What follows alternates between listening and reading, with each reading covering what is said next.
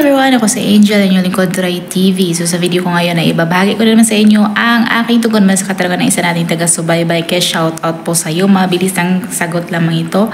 At para na din sa inyo dyan na may katulad sa panaginip na ito, paalala ko lamang lagi na ito ay isang general interpretation. Kaya hinihiling ko sa inyo na unawain natin ng mabuting mga nangyayari sa inyong buhay ngayon at gamitin ang inyong sariling intuition at mag-connect directly sa mga impormasyon na maaaring ibabahagi ko. At para labis nyo maintindihan ang ibig sabihin ng inyong panaginip, ay panoorin nyo ang video na ito hanggang sa matapos.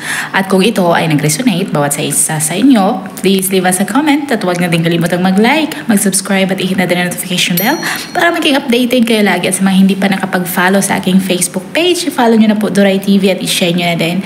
At pasensya na po sa medyo nag-antay-antay na pangako ko po na tutugunin ko po lahat ng mga katanungan nyo. Medyo mahina lang po tayo ngayon, so kailangan na ko po ang inyong pag-unawa.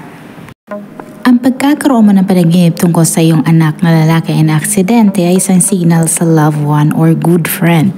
Ayaw mong tingnan ang katotohanan kahit pa ito ay madalas talagang di mo maiiwasan. Maaari din na gusto mong takasan ang grind ng iyong occupation at ang panaginip ay nagsasaad ng iyong pangangailangan na i-acknowledge ang iyong sensual side. Literally, you're bottling up your emotions at ang pagkaka-aksidente ng iyong anak sa panaginip ay isang premonition para sa iyong conscious mind. Kaya mo namang harapin ang mga mahihirap na pagsubok and get around barriers with success and ease. Ikaw ay nag-focus sa pag-enjoy sa buhay at sa lahat ng dala nito. Ang panaginip ay maaari rin isang sign ng good luck. Malalampasan mo ang lahat ng mga struggles. Ang pagkaka-aksidente sa panaginip ay ang iyong unwise na desisyon or choices. Ang iyong life goals ay salungat sa iyong paniniwala. Kailangan mo lang ayusin ang iyong buhay dahil ang panaginip ay isang symbol para sa iyong kahandaan sa pagbabago.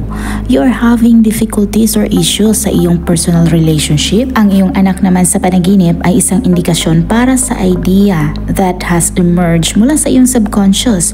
Magkakaranas ka ng mga pressures. Baka malamang ay inaabuso mo na ang iyong posisyon or ang isang situation sa iyong buhay. At ang panaginip na ito stands para sa iyong hopes, wishes at sa iyong pangarap at maaaring magre-rebelde ka laban sa mga sitwasyon sa iyong buhay. At ang pagkakaroon mo ng ganitong klase ng panaginip ay isang omen para sa iyong inability to care para sa iyong sarili at sa iyong helplessness in reaching out to others.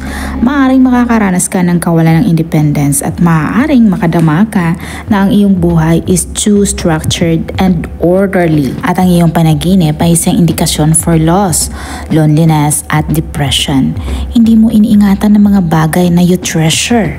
At ang naaksidente na anak sa panaginip ay nagtuturo sa isang malaking pagbabago sa iyong personal relationship at maaaring kini-question mo na ang iyong feelings tungkol sa isang relationship, marriage, love and gender roles. At ang panaginip ay isang tanda for positive change. At ang iyong anak na matagal ng patay na nagpakita sa iyong panaginip ay ang iyong undeveloped aspect sa iyong sarili na binabaliwala mo or ayaw mong harapin. Kailangan mong i-verbalize at ipakita ang iyong negative feelings in order to get on the path sa pagpapatawad. Ikaw ay naglalagay ng wall between you and others at kailangan mong mag-focus more on some situation or relationship. Sana nagustuhan nyo ang dream interpretation ibinahagi ko sa inyo ngayon at makibahagi na din sa inyong mga opinion at katanungan sa pamamagitan ng pagkomento sa baba. At kung ikaw ay bago pa lang sa aking channel ay huwag kalimutang mag-like, mag-subscribe at i-hit na din ang notification bell para maging updated kayo lagi. At sa mga hindi pa nakapag-follow sa aking Facebook page, i-follow nyo na po Duray TV at i-share nyo na din. Maraming salamat. Hanggang sa muli. Paalam.